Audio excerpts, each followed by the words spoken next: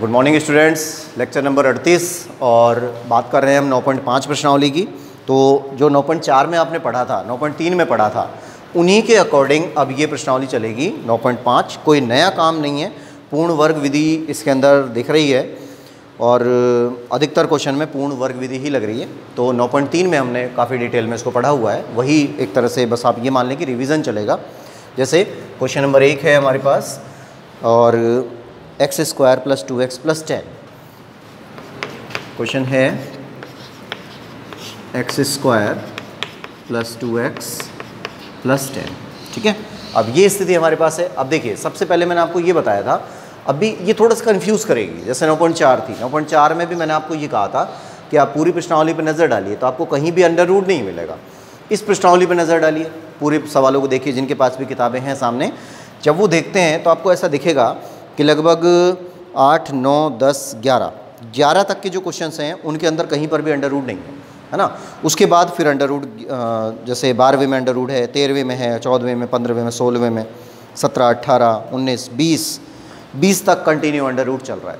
तो इसने क्या किया, 9.3 को और 9.4 को मिलाने की कोशिश की है, लेकिन 9.4 वाली कंडीशन तो आंशिक भिन्न की है, वो बिल्कुल अलग हो जाती है।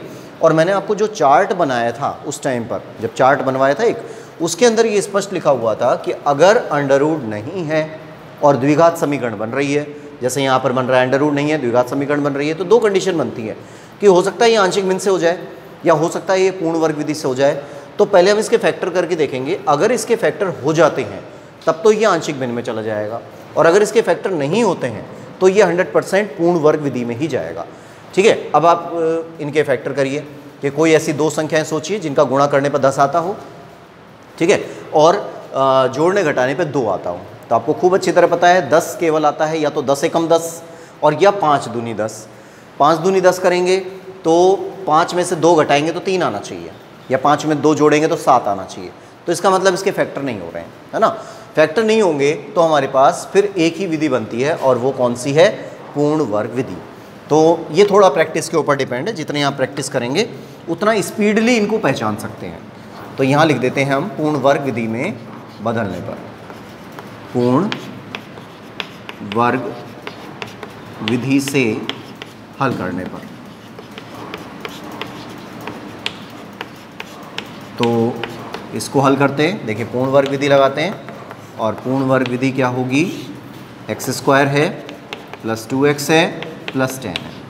ठीक है, अब समझ गए होंगे कि मैंने थर्ड रैंक को खाली क्यों छोड़ा है ना। कुछ ना कुछ आएगा इसके अंदर, तो अब डायरेक्ट कर रहे हैं, थोड़ा सा काम डायरेक्ट भी होगा। एक्स स्क्वायर का कोई गुणांक यहाँ उपस्थित है नहीं। अगर एक्स स्क्वायर का कोई गुणांक यहाँ उपस्थित होता तो हम गुणा भाग करते, लेकिन है नहीं, छोड़ देंगे। एक्स का गुणांक है 2, ठीक है, एक्स का गुणांक है 2, तो 2 का एक्स के गुणांक का आधा करिए, मतलब 2 का आधा कर देंगे तो 1 आएगा। 1 का वर्ग कर देंगे 1 आएगा। उस 1 को यहाँ जोड़ दिया और यहाँ घटा दिया। ठीक है, अब आपको समझ में आ रहा होगा सब कुछ। जिन्होंने 9.3 ढंग से कर ली है उनके लिए अब इसमें कोई प्रॉब्लम नहीं आएगी। फिर आगे की जो 3 पद हैं इनको एक साथ ले लेते हैं। तो ये एक होल स्क्वायर बनाएंगे और होल स्क्वायर बनेगा x प्लस 1 का स्क्वायर। 10 में से 1 घट गया तो 9 आ गया। ठीक है, इसको t मान लेते हैं। तो x प्लस 1 बराबर t हो गया, तो ये आ जाएगा dx बराबर dt। ये वैल्यू यहाँ डाल दी तो dt अपॉन में t स्क्वायर प्लस 3 का स्क्वायर हो गया। ठीक है, अब देखिए एक्स स्क्वायर प्लस ए स्क्वायर बन रहा है। एक्स स्क्वायर प्लस ए स्क्वायर क्या होता है, सब जानते हैं। अब तो सबको याद हो गया होगा कि 1/a, ए की जगह पे 3 चल रहा है, 1/a, फिर tan इनवर्स x/a और प्लस c। और जब भी आप इस तरह का कोई काम करेंगे साइड में फॉर्मूला ज़रूर लिख दें। ये बात मैं बार बार बोल रहा हूँ, ठीक है ना। कोई भी फॉर्मूला आप यूज़ कर रहे हैं उस फॉर्मूले को यहाँ पर ज़रूर लिखें। उससे ये टेंशन ख़त्म हो जाती है एग्जामिनर की कि कहीं से नकल करके तो काम नहीं किया गया। उसको ये लगता है कि कहीं से टिप लिया होगा, किसी की कॉपी में से नकल कर ली है। तो अगर आप ये सब काम करते हैं तो एकदम फिट हो जाता है कि भाई ये काम पूरी मेहनत से खुद किया गया है। लिखिए इसको। देखिए एक थोड़ी सी मिस्टेक हो गई है यहाँ कि इसको यहाँ टी लेना है, टी लेना आप इसको, क्योंकि हमने टी स्क्वायर रखा था ना, वहाँ पर टी स्क्वायर प्लस ए स्क्वायर वाला फॉर्मूला था, यानी टी स्क्वायर प्लस 3 था, तो यहाँ पे टी आएगा। ठीक है, लास्ट वाले में। बाकी फार्मूला वगैरह सेम है सब, वो मिटा भी दिया है मैंने। और t की जगह पर आप वैल्यू डालेंगे तो t की जगह पर वैल्यू आएगी tan inverse x plus 1 upon 3 plus C, ये आएगा, है ना। थोड़ा सा इसको देख लेना, ये गलती से लिख दिया था। देखिए नेक्स्ट क्वेश्चन है 2x square plus x plus 1। अब सबसे पहले तो इसके फैक्टर करके देखिए, हमेशा फैक्टर करके देखना है। अंडर रूट नहीं है तो फैक्टर जरूर करके देखिए। अगर हो जाते हैं, फैक्टर होते हैं, गुणनखंड हो जाते हैं, तब तो आंशिक भिन्न जाएगा, और अगर फैक्टर नहीं होते हैं तो पूर्ण वर्ग विधि जाएगा। तो 2 × 1 करते हैं, 2 एकम 2 हो गया, है ना। गुणा करने पे 1 आना चाहिए और जोड़ने और घटाने पर गुणा करने पे 2 आना चाहिए, जोड़ने या घटाने पे 1 आना चाहिए। तो 2 एकम 2 करते हैं। देखिए इसके फैक्टर बनने की संभावना लग रही है कि हमने ये कर दिया। अब 2 एकम 2 हो गया तो हम इसको ऐसे लिख सकते हैं 2x माइनस एक्स माइनस 1 कर सकते हैं ना। अब 2x को कॉमन निकाला तो x प्लस 1 आ गया, फिर यहाँ से प्लस माइनस 1 कॉमन निकाल लिया तो x प्लस 1 आ गया, और x प्लस 1 आया कॉमन में, और 2x माइनस 1। तो ये वाला जो क्वेश्चन आ रहा है इसके फैक्टर होते हैं। अगर इसके फैक्टर होते हैं तो आप इसको आंशिक भिन्न से कर सकते हैं। एग्ज़ाम में अगर आ रहा है तो आप आंशिक भिन्न से भी कर सकते हैं। और अभी ये पूर्ण वर्ग विधि वाली प्रश्नावली में डाला हुआ है, तो मैं इसको पूर्ण वर्ग विधि से कर रहा हूँ। बाकी इसके लिए दोनों कंडीशन सही हैं, पूर्ण वर्ग भी बनेगी और आंशिक भिन्न भी बनेगी, ठीक है। तो आंशिक भिन्न का भी बन रहा है। अभी हम इसको पूर्ण वर्ग विधि से करते हैं। तो देखिए कैसे होगा कि सबसे पहले तो एक्स स्क्वायर आया, और एक्स स्क्वायर के साथ में कोई गुणांक आ रहा है, तो 2 से गुणा और 2 से भाग करना है। तो 2 को जो गुणा किया वो तो बाहर रख दिया, और जो 2 से भाग किया है उसके कारण ये एक्स स्क्वायर हो जाएगा। यहाँ पर x/2 हो गया और माइनस 1/2, सही है। 2 से गुणा कर दिया तो उस 2 को तो बाहर कर दिया, और 2 से भाग दिया तो वो इस प्रकार से आ जाएगा। फिर उसके बाद में ये जो कंडीशन हमारे पास आ रही है x/2, मतलब x के गुणांक का आधा करिए, तो x का गुणांक है 1/2, इसका आधा कर दिया तो ये बन जाएगा 1/4। 1/4 का वर्ग कर दिया तो आ गया 1/16, है ना। 1/16 एक बार जोड़ देना है और एक बार घटा देना है। तो यहाँ जाता है 1/2 dx x square plus x/2 plus 1/16 और माइनस 1/2 और माइनस 1/16, ठीक है। ये 3 स्थितियाँ आ जाती हैं। फिर उसके बाद में 3 पदों को एक साथ ले लेना है, इनको होल स्क्वायर बना देंगे तो ये dx हो जाएगा। इनको तीनों को एक साथ तो ये बनता है x प्लस 1/4 का स्क्वायर, और इनका लघुत्तम कर देते हैं तो यहाँ जाता है 16, 8 माइनस 1 9, ठीक है, 9/16 हो जाता है। अब इसका पूर्ण वर्ग अगर बनाएं तो ये आएगा dx अपॉन में x प्लस 1/4 का स्क्वायर माइनस 3/4 का स्क्वायर, ठीक है। ये स्थिति आ गई। अब देखिए इस तरह की स्थितियाँ भी हैं हमारे पास कि अगर पूर्ण वर्ग विधि से भी कर सकते हैं या इसको आंशिक भिन्न से भी कर सकते हैं। अब इस तरह के क्वेश्चंस पेपर में दिए जाते हैं। कारण क्या है उसका कि अगर कोई रटके कर रहा है, किसी ने समझा हुआ है, जब तो वो किसी भी विधि से कर सकता है। एक कमरे में लगभग 24 बच्चे बैठे होते हैं, 24 बच्चों में से कुछ बच्चे तो इसको पूर्ण वर्ग विधि से हल कर रहे होंगे, जो अपने मन से कर रहे हैं, नकल करके नहीं, और कुछ बच्चे इसको आंशिक भिन्न से कर रहे होंगे। तो एक ही कमरे के अंदर यानी 24 कॉपियों के अंदर वेरिएशन आता है सवाल करने का। तो ये एग्जामिनर के लिए सबसे अच्छा संकेत होता है कि उस कमरे में नकल नहीं हो रही है, ठीक है। तो इस टाइप के क्वेश्चन बोर्ड देता है केवल ये चेक करने के लिए कि अगर पूरे के पूरे बच्चे एक ही तरह से कर रहे हैं, 100 बच्चे बैठे हुए हैं, 100 के 100 एक ही विधि लगा रहे हैं, तो इसका मतलब गड़बड़ हुई है।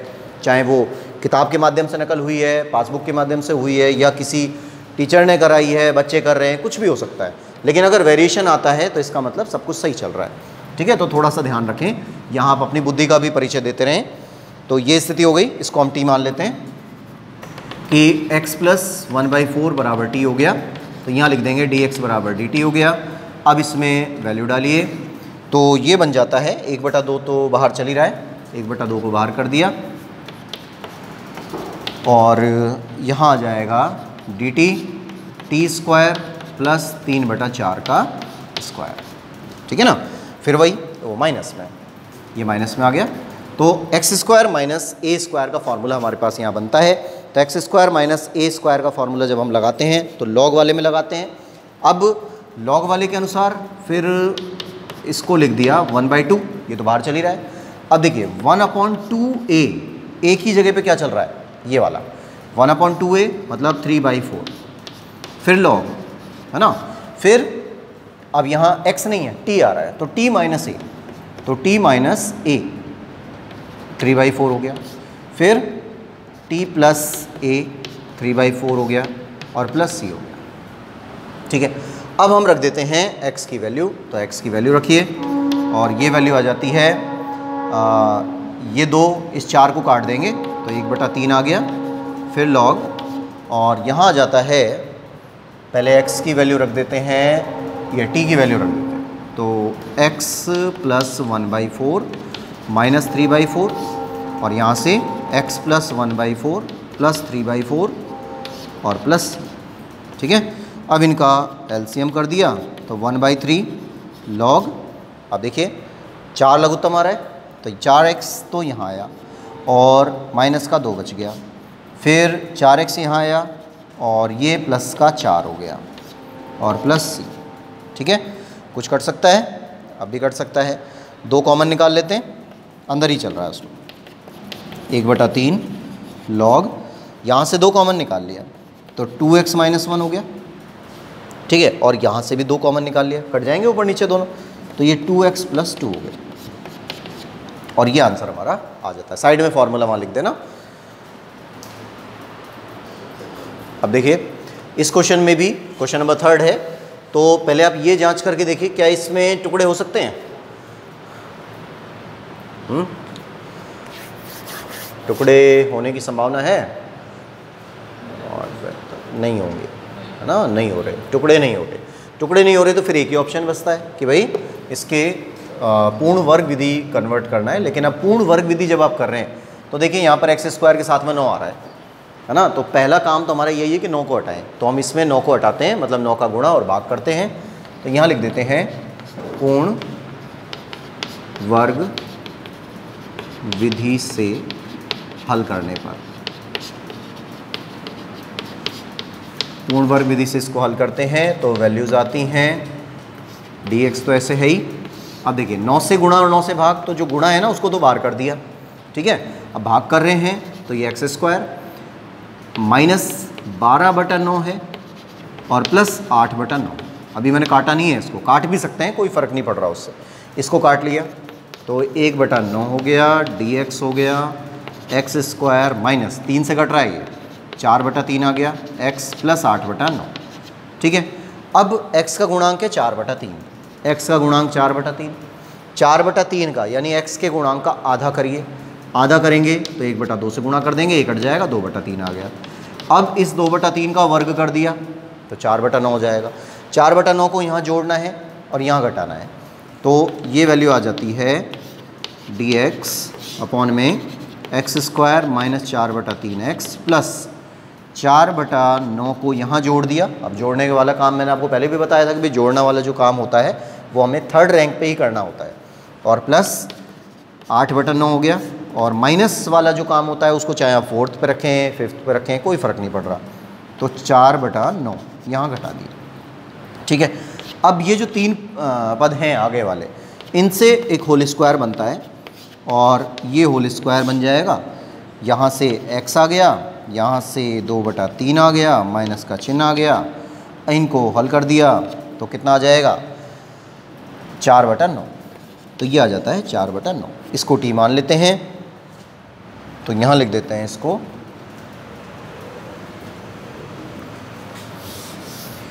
t माना, x माइनस 2/3 को हमने t मान लिया, तो ये आ जाता है dx बराबर dt। आप क्वेश्चन बनता है 1/9 बाहर चली रहा है, dt अपॉन t²। अब ये 4/9 है ना, 4/9 को हम क्या लिख सकते हैं 2/3 का होल स्क्वायर, क्योंकि हमें तो होल स्क्वायर में कन्वर्ट करना है।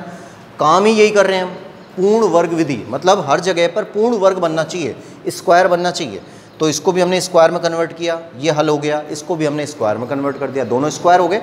ठीक है, अब इसमें होल 1/x² प्लस a² का फॉर्मूला बनता है, tan इनवर्स वाला बनता है, तो ये हो गया 1/9, 1/a तो 2/3 हो गया, फिर tan इनवर्स x/a, x की जगह पे t चल रहा है, फिर ये 2/3 है और ये प्लस c हो गया, इसमें देखिए 3 ऊपर जाएगा, 3 से ही कट गया 3 बार, 3 दूनी 6 हो गए, तो 1/6 हो गया tan इनवर्स, और t की जगह पर वैल्यू रखिए तो x माइनस 2/3, x माइनस 2/3 और बटे में चल रहा है 2/2/3 ऐसे। अब जब इसका लघुत्तम करेंगे, है ना, ऊपर वाले में लघुत्तम करेंगे तो 3x आएगा, यहाँ भी लघुत्तम में 3 रहेगा, यहाँ भी 3 है, दोनों कट जाएंगे, तो इसको हम डायरेक्ट लिख देते हैं 1/6 tan इनवर्स 3x माइनस 2/2 और प्लस, बस ये आंसर हो गया। नेक्स्ट देखिए क्वेश्चन, सबसे पहले टारगेट तो यही है कि आप इसके फैक्टर करेंगे, लेकिन अब यहाँ गड़बड़ होती है, फैक्टर करने के बारे में सोचना ही नहीं है, कारण x² यानी जो हाईएस्ट पावर आ रही है x की वो माइनस में है, नेगेटिव है, तो नेगेटिव अगर हाईएस्ट पावर होती है तो द्विघात समीकरण को हल करना लॉजिकल नहीं होता, मतलब कर तो सकते हैं पर लॉजिकल नहीं है वो चीज़। तो हम क्या करते हैं, पहले इसमें से माइनस को कॉमन निकालते हैं, तो माइनस आपने कॉमन निकाल लिया। अब देखिए ये कैटेगरी आ चुकी है पहले, लेकिन अंडर रूट के अंदर आई थी ना 9.3 के अंदर, तो अंडर रूट के अंदर हमने ये कहा था कि ये जो चिन्ह है वो अंडर रूट से बाहर नहीं आना चाहिए, पर अब यहाँ तो अंडर रूट है ही नहीं, तो आप चाहे इस चिन्ह को यहाँ रखें, कोई फ़र्क नहीं पड़ रहा उससे। तो हमने माइनस कॉमन निकाल लिया, और माइनस कॉमन निकालने के बाद x² आ गया, ये माइनस का 2x हो गया, ये माइनस का 3 हो गया, ठीक है। बाकी का काम वही का वही कि अब ये द्विघात समीकरण एकदम अपने सही रूप में आ चुकी है, माइनस बाहर चल रहा है, बाद में जब ये सॉल्व हो जाएगा पूरा तब इस माइनस को वापस अंदर लेके जाएंगे। तो ये जो कंडीशन हमारे पास आई, इसके अनुसार पहले पूर्ण वर्ग विधि बनाते हैं। पूर्ण वर्ग विधि बनाएंगे तो बनता है, माइनस तो है ही, x² के आगे कोई गुणांक है नहीं तो भाग गुणा करने की कोई ज़रूरत नहीं है। फिर हम क्या करते हैं, x के गुणांक का आधा करके, अब x का गुणांक कितना आ रहा है 2 का आधा कर देंगे 1 आ जाएगा, 1 का वर्ग कर देंगे 1 आ जाएगा, 1 जोड़ दिया और 1 घटा दिया, ठीक है। ये सब कुछ काम ब्रैकेट के अंदर ही चल रहा है। x के गुणांक का आधा किया, आधा करने के बाद उसका वर्ग कर दिया, वर्ग को एक जो आंसर आया है हमारे पास वर्ग करने के बाद उसको एक बार जोड़ा और एक बार घटा दिया, ठीक है। अब इसको हल कर देते हैं, तो dx अपॉन में माइनस, देखिए ये जो 3 पद हैं आगे वाले इनको मिलाते हैं तो x माइनस 1 का होल स्क्वायर बन रहा है, और ये -3 और -1 तो ये माइनस का 4 हो जाएगा। अब माइनस को अंदर ले आते हैं, वापस माइनस को अंदर ले गए तो ये तो माइनस का हो जाएगा पूरा और ये प्लस का हो जाएगा, तो प्लस वाला है इसको आगे लिख रहे हैं, और उसको हम लिख सकते हैं 2 का स्क्वायर, 4 है ना, 2 का स्क्वायर लिख देंगे, और इसको लिख देंगे x माइनस 1 का स्क्वायर, सही है। अब क्या आता है ये a² माइनस x², लेकिन पहले इसको t मानना पड़ेगा, x माइनस 1 को t मान लिया तो ये dx बराबर dt हो गया। तो ये जो वैल्यू बन गई हमारे पास, ये बनती है i बराबर dt अपॉन 2 का स्क्वायर माइनस t², मतलब a² माइनस x², लॉग की प्रॉपर्टी बन रही है, वो लॉग का फॉर्मूला बन रहा है, तो 1/2a, a की जगह पर 2 है, फिर लॉग, फिर a प्लस x, तो 2 प्लस t, 2 माइनस t और प्लस c हो जाता है। अब वैल्यू रख दीजिए इसका, तो 1/4 हो गया, ये लॉग हो गया, 2 प्लस t, t की जगह पर x माइनस 1, तो x माइनस 1 यहाँ पर 2 माइनस x माइनस 1 और प्लस c। अब इसको थोड़ा सा सॉल्व कर लेते हैं, 1/4 लॉग, ये दोनों कट गए तो x प्लस 1 आ गया, ये माइनस का x हो गया, ये प्लस का 1 हो गया, 3 हो जाएंगे, 3 माइनस x हो गया और प्लस c हो गया, ठीक है। ये आंसर हो गया इसका। देखिए नेक्स्ट है क्वेश्चन नंबर 5 है, और यहाँ पर x की पावर 4 आ गई है ना, तो यहाँ थोड़ा सतर्क हो जाएं कि ये द्विघात समीकरण नहीं है, चतुर्द्विघात समीकरण है, तो इसको हम द्विघात समीकरण में बदलते हैं। और पहले हम मान लेते हैं कि x² को हमने t मान लिया, x² को t मान लिया, तो यहाँ से आ जाता है अवकलन करने पर 2x dx बराबर dt। अब 2x तो है ही नहीं, तो 2 को हटा देते हैं, x dx बराबर dt अपॉन 2 आ गया, ठीक है। ये स्थिति आई, इसको यहाँ रख दिया तो 1/2 हो गया, और ये dt हो गया, यहाँ से आ जाएगा t² प्लस t प्लस 1, ठीक है, बन गया। अब उसके बाद में पूर्ण वर्ग विधि बन रही है, क्योंकि इसके टुकड़े तो संभव है नहीं, तो यहाँ लिख देते हैं पूर्ण वर्ग विधि से हल करने पर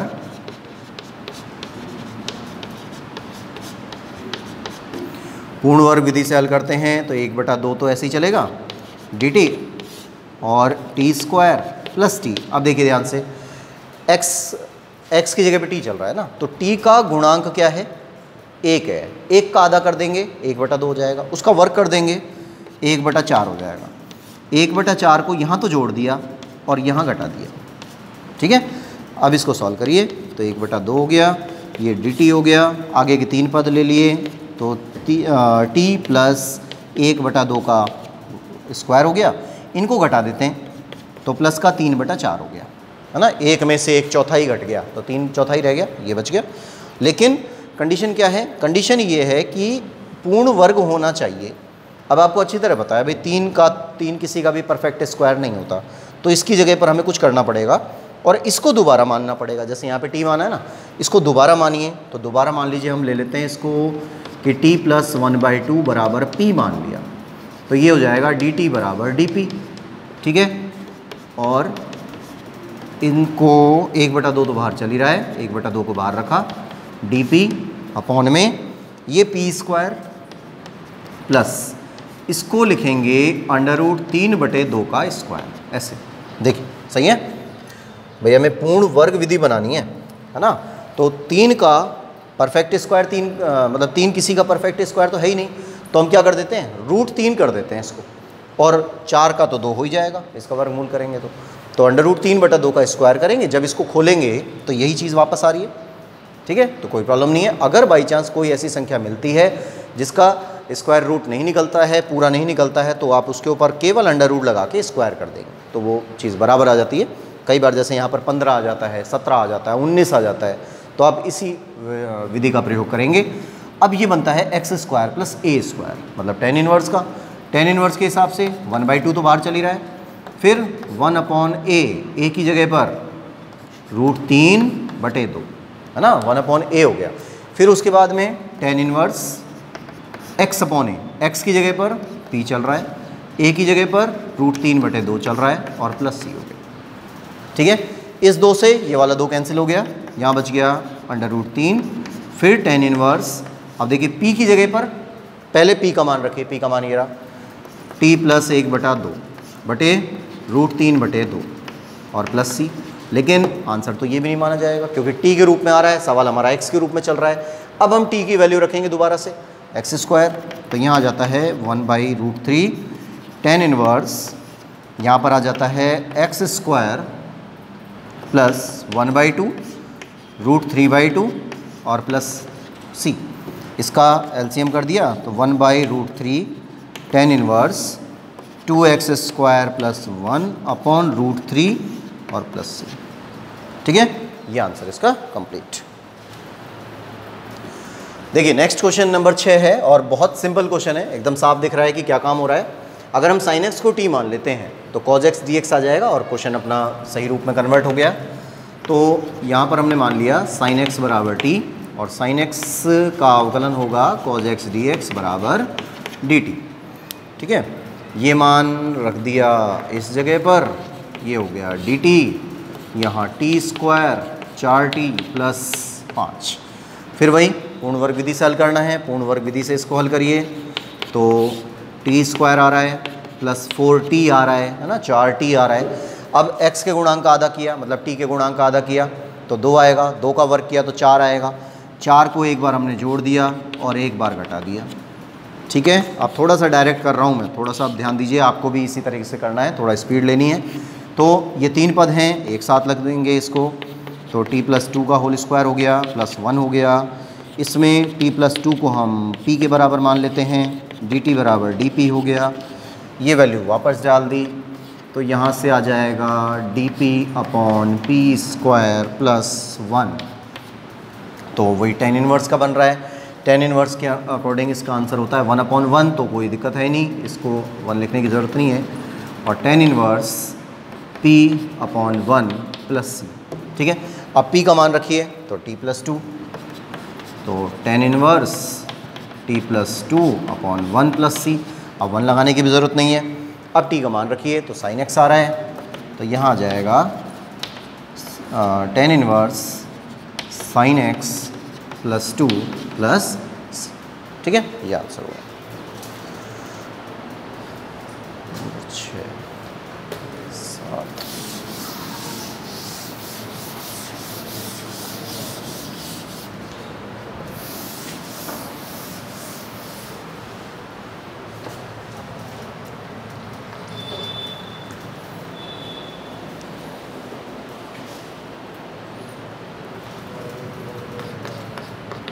कितने मिनट हुए? अब हो जाएगा, लास्ट है बस। X square minus 2x plus 4 minus 4। किस विधि से किया है इसको? कर लिया क्या? नहीं किया? क्यों नहीं किया? अच्छा, अलग विधि लगा दो इसमें।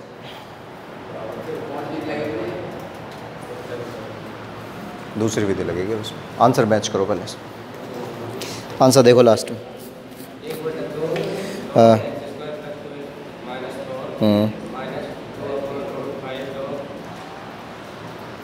देखिए नेक्स्ट है क्वेश्चन नंबर 7 है हमारे पास, है ना। और ये जो क्वेश्चन नंबर 7 है ये थोड़ी सी अलग कैटेगरी में जा रहा है। इसको देखिए पहले, समझिए इसको, कि अभी तक ऐसा नहीं हुआ कि हमको रैखिक समीकरण ऊपर मिली हो। ये रैखिक समीकरण ऊपर आ रही है, x की 1 पावर में है, और नीचे द्विघात समीकरण चल रही है। और नीचे द्विघात समीकरण इस प्रकार की चल रही है जिसके टुकड़े संभव नहीं है ना। गुणा आप कुछ भी कर लें, इसके टुकड़े संभव नहीं है। ऊपर रैखिक समीकरण है, तो अगर ऊपर रैखिक समीकरण हो, नीचे द्विघात समीकरण हो जिसके टुकड़े संभव नहीं है, पूर्ण वर्ग विधि बनानी है, तो इस जगह पर हमें इसके टुकड़े करने पड़ते हैं। ये जो ऊपर अंश में आ रहा है ना, इस अंश के टुकड़े करने पड़ते हैं। अब अंश के टुकड़े देखो कैसे करते हैं।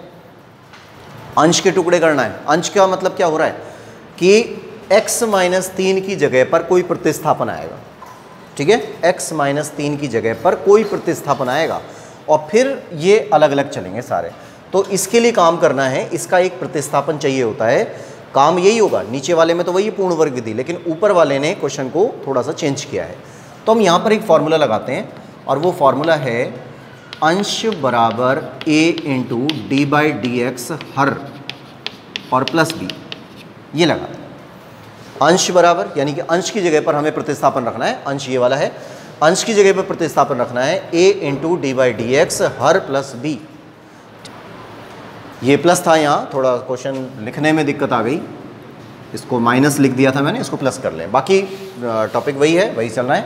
तो अंश की जगह पर हमें एक प्रतिस्थापन रखना है a D by d x. D by d x का मतलब क्या होता है? अवकलन किसका? हर का, और प्लस b। अगर इस हर पे अंडर रूट लगा हुआ है तो अंडर रूट को यहाँ पे नहीं लेना, केवल द्विघात समीकरण लेनी है, ठीक है, ये ध्यान रखना है। अब देखिए इसमें हम मान रखते हैं अंश की जगह पर x माइनस 3, a कांस्टेंट है, b कांस्टेंट है, इनके मान हमको प्राप्त करने हैं।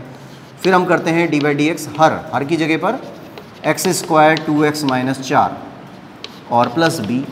इसका अवकलन कर दिया तो x माइनस 3 बराबर a। इसका अवकलन कर रहे हैं तो 2x प्लस 2 आएगा और प्लस b आएगा। यहाँ तक का काम खत्म।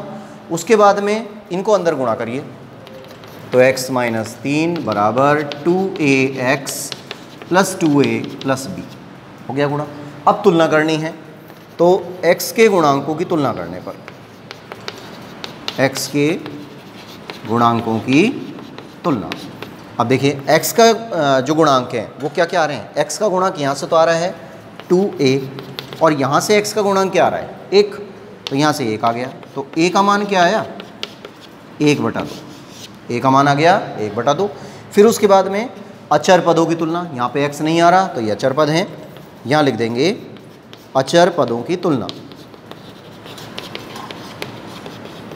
अचर पदों की तुलना करते हैं। अचर पद में क्या आ रहे हैं? माइनस के 3, ठीक है। और यहाँ पर अचर पद क्या आ रहे हैं? 2a प्लस b, सही है। a का मान वापस रखिए तो -3 बराबर 2 इंटू 1/2 प्लस b। ये कट गया इससे, यहाँ बच गया 1 को इधर भेज दिया, -4 हो गया, तो b का मान आ गया -4, सही है।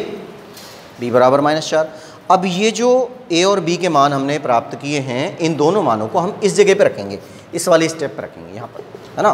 तो यहाँ से आता है x माइनस 3 बराबर a की जगह पर तो आ रहा है 1/2 2x प्लस 2, देखिए इसी में रख रहे हैं मान, और b की जगह पर है -4, ये आ गया। ठीक है, ये मान प्राप्त हुआ। आंसर नहीं है, आंसर इतनी जल्दी राजी होने की जरूरत नहीं कि आंसर आ गया।